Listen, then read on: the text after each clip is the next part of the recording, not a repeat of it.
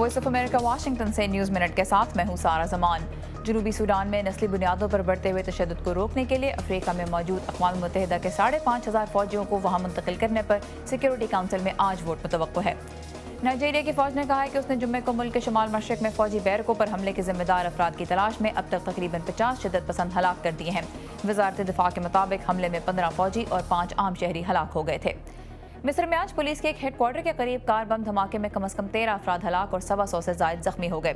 अबूरी हुकूमत ने इख्वानुल मुस्लिमीन को दहशतगर्द करार देते हुए हमले का जिम्मेदार कहा है, ताहम तंजीम ने हमले की सख्त मजम्मत की है।